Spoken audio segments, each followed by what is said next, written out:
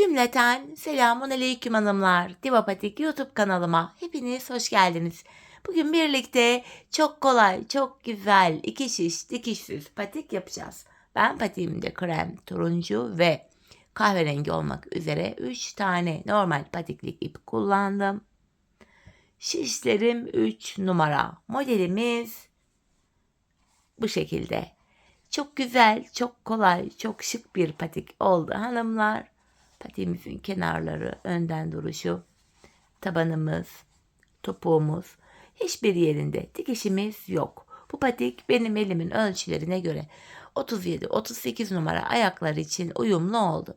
Daha büyük ya da daha küçük yapmak isteyenler olabilir. Gerekli hatırlatmaları da modelimize başladıktan sonra sizlere söyleyeceğim. Kaç numara yapacak olursak olalım hanımlar, başlangıç sayımız aynı. Bu koyu renk bir krem ip tercih ettim bu modelimde. Bu açık renkli ipim ile 22 ilmek atacağım. Kaç numara başlayacak olursak olalım modelimize 22 ilmek atacağız başlangıcına. Bu şekilde. Bakın 5 ilmek oldu. 6, 7, 8, 9, 10, 11, 12, 13, 14, 15, 16, 17, 18, 19, 20, 21 ve 22. 22 ilmeğimizi attım.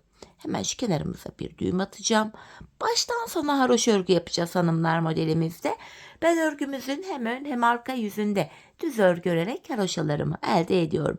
Kenar ilmeğimi aldıktan sonra devamındaki ilmeklerimi düz olarak öreceğim, yani haroşa.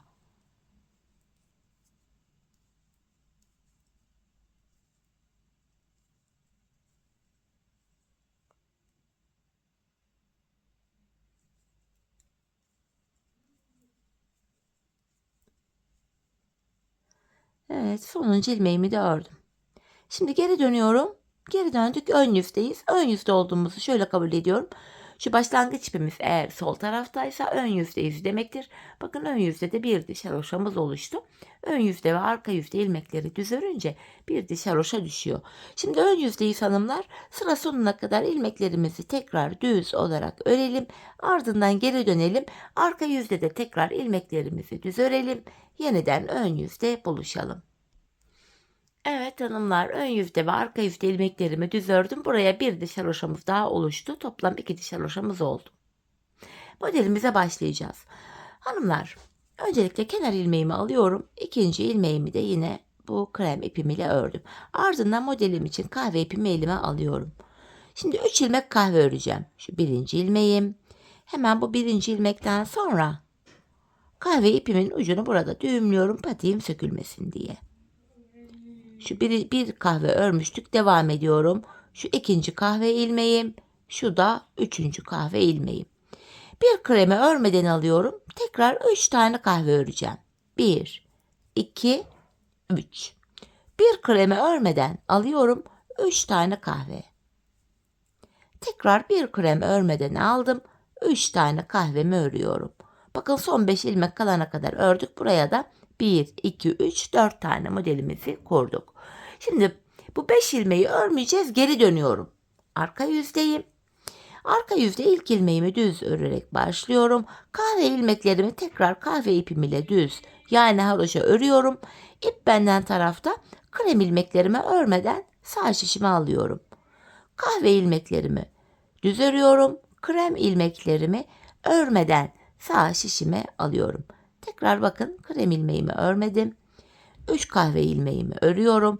Şimdi renk geçişi yapacağız. Kahve ilmeğimi arka yüzde kendimden tarafta bıraktım. Şöyle çaprazlamasına kremimi aldım. Kalan 2 ilmeğimi krem ile yine örüyorum. Şimdi ön yüzdeyiz hanımlar. Kahve ipimizle ilk modelimizi oluşturduk. Şimdi krem ipimle devam edeceğim. Kenar ilmeğimi aldım. İkinci ve üçüncü ilmeğimi ördüm. Bakın buralarda 3'er tane kahve var. Tam bu ortalardaki kahve ilmeği örmüyoruz. 3 tane krem örüyorum. Bakın bu ortadaki kahveyi örmeden aldım. 3 tane krem örüyorum. Kahveyi örmüyorum. 3 ilmek krem ördüm. Kahveyi örmüyorum. Krem ipimizle sıra sonuna kadar kalan ilmekleri öreceğiz. Kahve ipim ile son 5 ilmek kalana kadar örmüştüm. Bu açık renkli ipim ile sıra sonuna kadar ilmeklerimi ördüm. Şimdi geri dönüyorum. Arka yüzdeyim. Kenar ilmeğimi aldıktan sonra yine ilmeklerimi haroşa örüyorum. İpimi kendime doğru aldım. Kahve ilmekleri örmüyorum. Krem ilmeklerimi krem ipim ile örüyorum. Kahve ilmeklerimi örmeden alıyorum. Şöyle.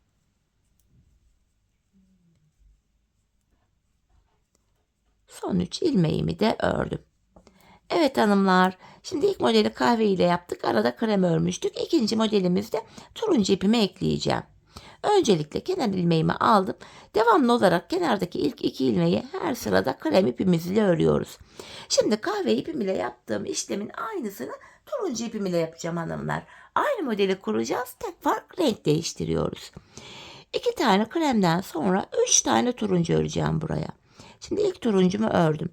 Burada da yine turuncu ipimin ucunu düğümlüyorum. Hemen şuraya düğümümü attım. Şu ikinci turuncum. Şu da üçüncü turuncum. Şimdi kremi kullanmıyoruz. Burada bekliyor. Bir tane kremi örmeden alıyoruz. Şimdi 3 tane turuncu öreceğim. Bir kremi örmeden aldım. 3 tane turuncu örüyorum. Bir kremi örmeden aldım. 3 tane turuncu örüyorum. Yine 4 tane modeli kurduk. Kahve modelde olduğu gibi. 5 tane kalan ilmeği örmüyorum. Geri döndüm. Yine ilk ilmeğimi düzerek başladım. Turuncu ilmeklerimi örüyorum. Kremlerimi örmeden sağ şişime alıyorum. Bu şekilde. Arka yüzde yapacağımız işlem bu. Yine 3 turuncumu ördüm. İpi kendime doğru aldım. Kenardaki 2 kremimi tekrar krem ipim ile örüyorum. Evet bakın ikinci modeli de yaptık. Model aralarında devamlı olarak krem ipimizi kullanacağız hanımlar. Yine kenar ilmeğimi aldım. İkinci ve üçüncü ilmeğimi de ördükten sonra tam ortadaki bir turuncuyu örmeden sağ şişime alıyorum. 3 tane krem örüyorum.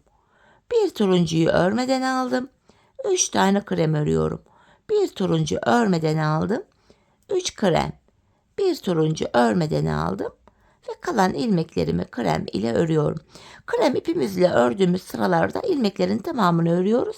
Bu renkli iplerimizde son 5 ilmek kalana kadar modelimizi yapıp geri dönüyoruz. Tekrar arka yüzdeyim. Yine kenar ilmeğimi aldım.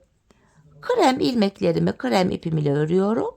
Turuncularımı örmeden alıyorum. Krem ilmeklerimi örüyorum.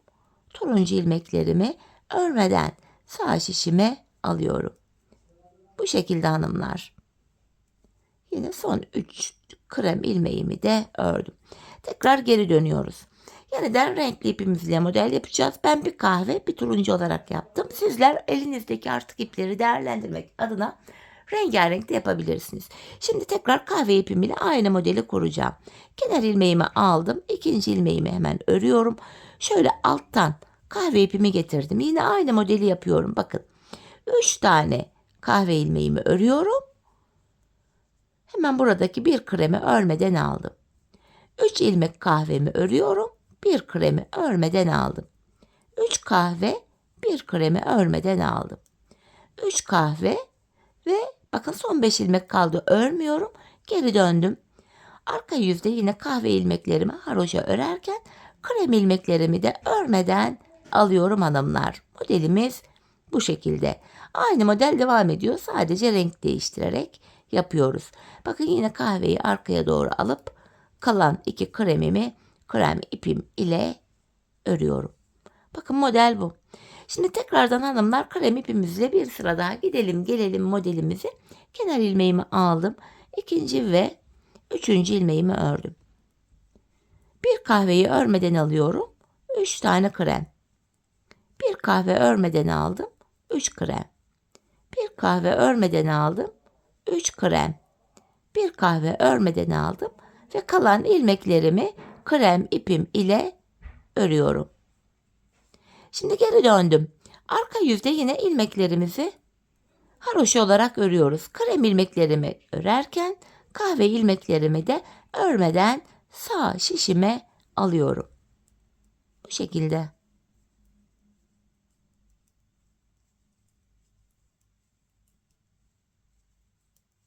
Evet. Şimdi yine hanımlar modelimizi yapacağız. Bakın aynı modeli kuracağız. Bu defa turuncu ipimiz ile son 5 ilmek kalana kadar öreceğiz. 4 tane model yapacağız. Arka yüzde yine ilmekleri tarif ettiğim gibi öreceğiz. Model böyle devam edip gidecek. Bu şekilde patiğimizin ön yüzden baktığımızda sağ kenarı genişlerken sol kenarı her sıra sonuna kadar gelmediğimiz için daha dar olacak. Burada toplamda şu anda 3 modelimiz oluştu. Şimdi ben bu patiğime toplamda bu modelden kaç tane yaptım hemen söylüyorum. Toplam 39 tane model yaptım hanımlar. Ben 39 model yaptım. İpim de biraz kalın çıktı işin açığı. Şimdi sizler bu aşamada ben 39 model yaptım ama sizler buraya 40 daha büyük yapmak istiyorsanız 42 adet model yapabilirsiniz. Yani benden birkaç model daha fazla yapabilirsiniz. Ben 35-36 numara yapacağım, küçük yapacağım diyenler varsa da buraya 39 değil de 37 model yapabilir. Yani 2 model eksiltebilir.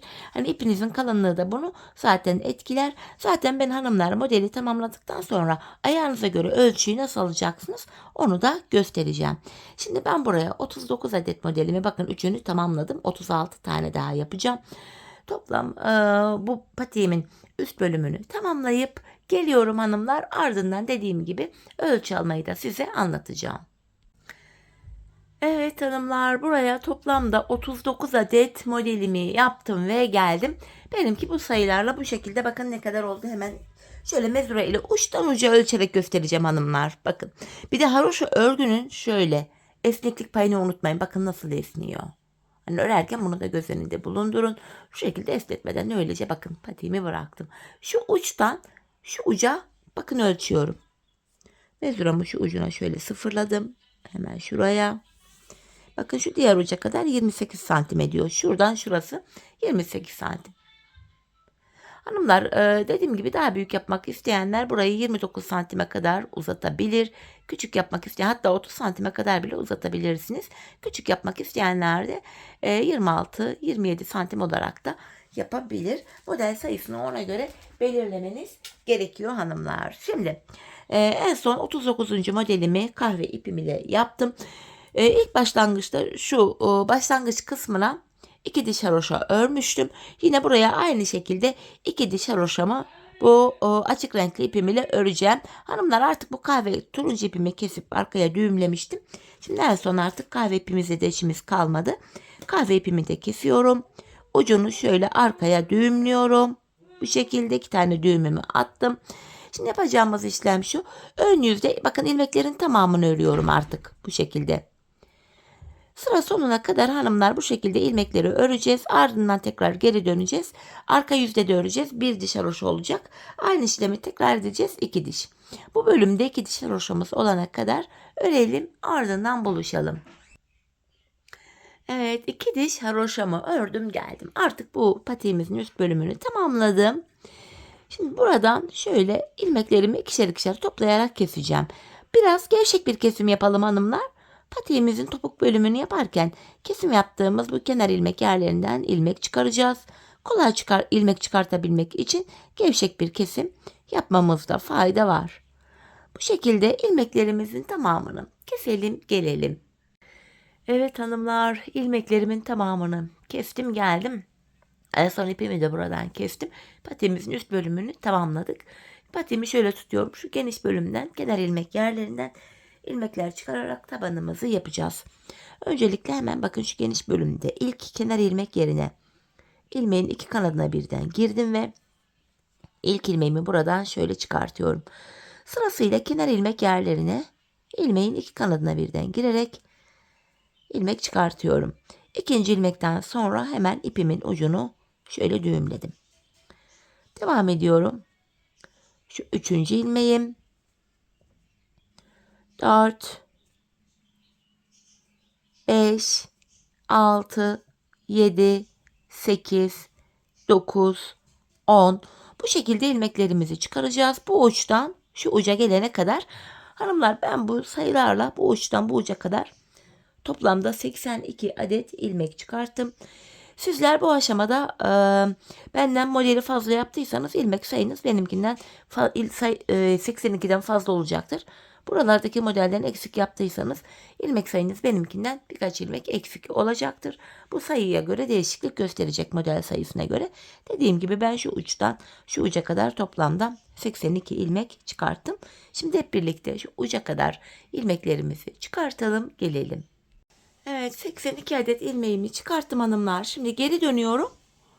Arka yüzdeyiz. Kenar ilmeğimizi aldıktan sonra bu ilk sıramızda ilmeklerimizin hepsini sıra sonuna kadar haroşa, yani düz olarak öreceğiz. Bu şekilde ilmeklerimizi sıra sonuna kadar örelim, gelelim. Evet hanımlar, arkada ilmeklerimi ördüm. Şimdi burundan başlayarak tabanımızı öreceğiz. Şimdi ilmek ayrımı taban bölümde şöyle yapılıyor. İlmek sayımız kaç olursa olsun burun kısmına öncelikle 8 ilmek ayıracağız. Toplam ilmek sayımızdan benim 82 ilmeğim var. Artık sizin kaç ilmeğiniz varsa toplam ilmek sayısından 8'i çıkartacağız. Benim 82 ilmeğim var. 82'den 8'i çıkartıyorum. Geriye 74 ilmek kalıyor.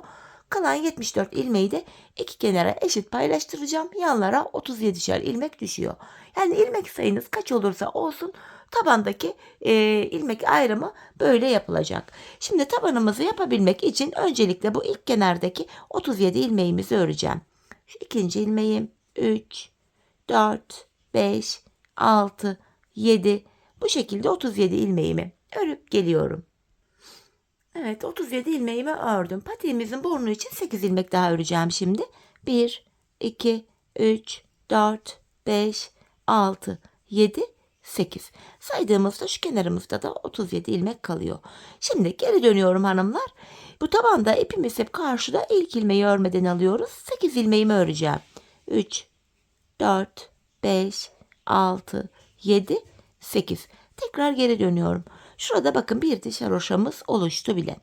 Şimdi tabanımız 14 ilmek olacak. 14 ilmek olana kadar da her sırada yanlardan birer ilmek örerek bu taban bölüme, yani ortaya ekleyeceğiz.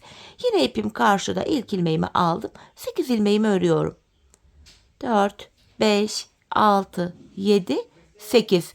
Bir ilmek de kenardan örerek ortaya ekledim. 9 oldu. Geri dönüyorum.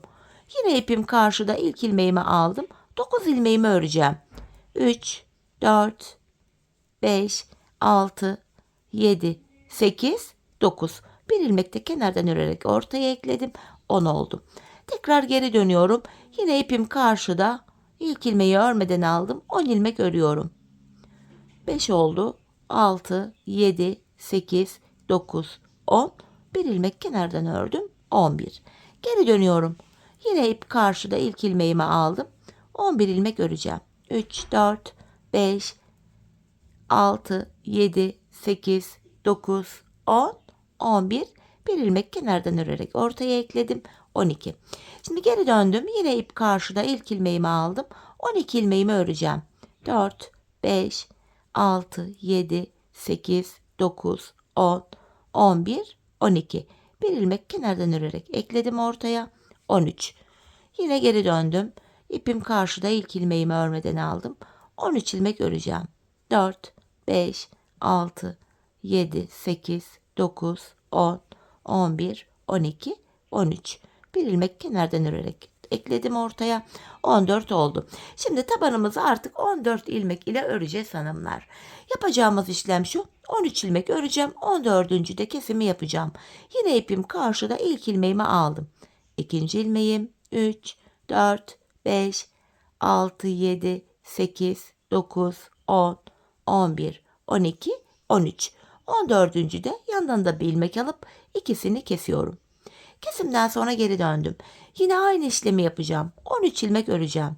İlk ilmeğimi örmeden aldım. 2, 3, 4, 5, 6, 7, 8, 9, 10, 11, 12, 13. 14. ilmekte yandan da bir ilmek alıp ikisini kestim. Tekrar geri dönüyorum. Yine aynı işlem. İlk ilmeğimi aldım. 2, 3, 4, 5, 6, 7, 8, 9, 10, 11, 12, 13. 14. de yandan da bir ilmek alıp İkisini kestim.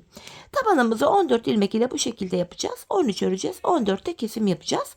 Biz bu kesme işlemine sağ ve sol taraftaki ilmekler bitene kadar devam edeceğiz. Şimdi hep birlikte tabanımızı örelim. Ardından buluşalım. Evet hanımlar, patiğimizin tabanını ördüm ve geldim 14 ilmek olarak. Şimdi sadece tabanda kullandığım 14 ilmeğim kaldı. Şimdi bu 14 ilmek ile patiğimizin şu arka topuk bölümünü öreceğiz. Yine haroşaya devam ediyorum. İlk ilmeğimi örmeden aldım. Şimdi son 2 ilmek kalana kadar öreceğim hanımlar. Bakın son 2 ilmeğim kaldı. Bu son 2 ilmeğimi kesiyorum. 13 ilmek kaldı. Bu aşamada bakın hemen şurada sırasıyla kenar ilmek yerleri var. Hemen şuradaki ilk kenar ilmek yerine ilmeğin iki kanadına birden girerek ilmek çıkarttım. Tekrar 14 ilmek oldu. Bu şekilde hem patiğimizin arkasını örmüş oluyoruz hem de arka bölüm şu kenarlara eklenmiş oluyor. İlmek çıkarttıktan sonra geri döndüm. İpim karşıda, yine ilk ilmeğimi örmeden aldım. Tekrar aynı işlemi yapacağım. Son 2 ilmek kalana kadar ilmeklerimi örüyorum. Yine son 2 ilmeğimi kestim. 13 ilmek kaldı. Bu sağ kenarda ilmek çıkartmak için geri döndüm. Ön yüzde ilmek çıkartacağım. Hemen şuradaki ilk kenar ilmek yerine girerek buradan da bir ilmek çıkarttım. Tekrar 14 ilmeğimiz oldu. Diğer ilmeklerimi öreceğim. Patiğimizin arkasında yapacağımız işlem bu. Son 2 ilmek kalana kadar örüyoruz hanımlar. Son 2 ilmeğimizi bu şekilde kesiyoruz ve sıradaki kenar ilmek yerine girerek ilmek çıkartıyoruz. Tekrar geri döndüm. Yine ipim karşıda. İlk ilmeğimi örmeden aldım. Aynı işlemi yapıyorum. Son 2 ilmeğim kalana kadar örüyorum. Son 2 ilmeğimi kestim. Geri dönüyorum. Bir sonraki kenar ilmek yerine, yani şuraya girerek ilmeğin iki kanadına birden girerek ilmeğimi çıkarttım. Patiğimizin arkasında yapacağımız işlem bu. Biz bu işleme şu uçlara gelene kadar, yani son kenar ilmek yerlerine gelene kadar devam edeceğiz. Şimdi patiğimizin topuk bölümünü örelim, ardından buluşalım. Evet hanımlar, son kenar ilmek yerlerine gelene kadar patiğimizin topuk bölümünü ördüm ve geldim. Artık buradaki 14 ilmeğimizi keseceğim. İkişer ikişer toplayarak kesimimi yapıyorum. Yine çok sıkı bir kesim yapmayalım hanımlar buralarda. Şu kenarlardan kalan iplerin ucunda şöyle gizleyerek götürüyorum.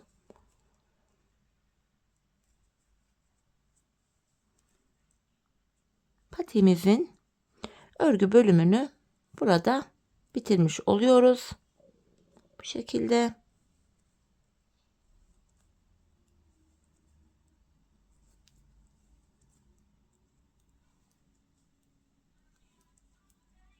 Son bir ilmeğim kaldı. Bunu da kestim.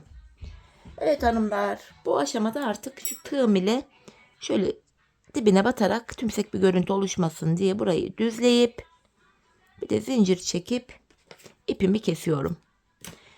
Hemen iplerimizin ucunu gizleyeceğiz. Sonra kenar tığlamamız var. 2 sıradan oluşan kenar tığlamamızı yapacağız. Şöyle iplerimin uçlarını ilmek aralarına girerek öncelikle gizliyorum. Yani ayağı giydikten sonra bu ipler dışarı çıkmasın. Hoş bir görüntü olmaz. Bu nedenle böyle saklıyorum uçlarımızı.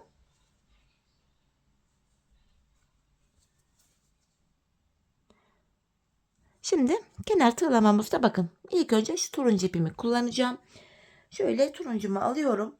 Tığım ile şöyle bir ilmek oluşturacağım öncelikle.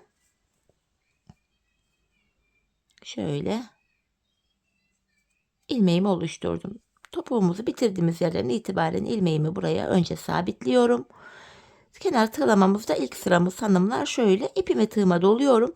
Sıradaki kenar ilmek yerine ilmeğin iki kanadına birden batarak ilmek çıkartıyorum. Tığımdaki 3 ilmeği topluyorum. Tekrar ipimi tığıma doladım. Sıradaki kenar ilmek yerinden ilmek çıkarttım. Tığımdaki 3 ilmeği topluyorum. Böyle normal sık iğne tekniği ile kenar tığlamamızın ilk sırasını yapıyoruz. Bunları çok sıkarak yapmayalım. Sıkar sıkı yaparsak şayet patik boğazı dar olur, ayak zor girer. Bu şekilde kenar tığlamamızın ilk sırası. Şimdi patiğimizin çevresini hanımlar şu ilk başladığımız yere kadar yapalım, ardından buluşalım. Evet, kenar tığlamamın ilk sırasını tamamladım. Şuraya bir zincir çekiyorum. Turuncu ipimi keseceğim. turuncu ipimin ucunu gizleyeceğim. Sonra kenar tığlamamızda ikinci sıramızı yapacağız. Şöyle turuncu ilmek aralarına girerek ipimin ucunu gizleyeceğim. Şöyle. İkinci sıramızda da kahve ipimizi kullanacağız hanımlar. Patiğimde kullandığım renklerimi tığlama işleminde de yine kullandım. Dilerseniz böyle tek sırada bırakabilirsiniz. Ben 2 sıra halinde yaptım. Şimdi de kahverengi ipimi ekleyeceğim. Şöyle hemen buraya kahve ipim ile yine bir tığım ile ilmek oluşturuyorum. Bunu bitirdiğimiz yerden itibaren bu defa kahve ilmeğimi şuraya sabitliyorum. Bu defa ters sık iğne yapacağım. Yani geri geri gideceğim. Bakın, bir gerideki turuncu sık iğnenin içine girerek ilmek çıkartıyorum. Tığımdaki 2 ilmeği topluyorum. Bir gerideki turuncu sık iğnenin içine girip ilmek çıkarttım. Tığımdaki 2 ilmeğimi topladım. Bu şekilde ters sık iğne tekniği ile kenar tığlamamızın ikinci sırasını yapıyoruz. Geri geri gidiyoruz hanımlar. Dileyen düz sık iğne tekniği de yine aynı şekil turuncuda olduğu gibi yapabilir. Tamamen zevk meselesi artık bu bölümler. Bu şekilde. Şimdi patiğimizin çevresini yine şu ilk başladığımız yere kadar yapalım, gelelim. Evet hanımlar, kenar tığlamamın ikinci sırasını da bitirdim. İpimi kesip ucunu arkaya düğümledim. Evet, patiğimizi tamamladık hanımlar. Bakın, görüntü itibariyle patiğimiz şöyle. Haroşa örgü olduğu için bakın, esneklik payı bu şekilde esniyor patiğimiz. Ayağı saran bir model oldu. Hemen manken ayağıma giydireyim hanımlar. Modelimize bir de ayağımızda bakalım. Çok güzel, çok şık, çok kolay bir model oldu. Ben çok beğenerek, çok severek yaptım patiğimi. Umarım sizler de benimle birlikte beğenerek, severek yaparsınız. Yapacak olanlara da şimdiden kolay gelsin diyorum. Evet hanımlar, modelimizin ayaktaki duruşu da işte bu şekilde. Şöyle patiğimizin diğer kenarı, tabanımız, topuğumuz. Evet, yine birlikte güzel bir modelin daha sonuna geldik. Umarım sizlere faydalı, hoş bir video olmuştur. Yeni modellerde, yeni videolarda buluşmak dileğiyle. Şimdilik hoşça kalın, sağlıcakla kalın.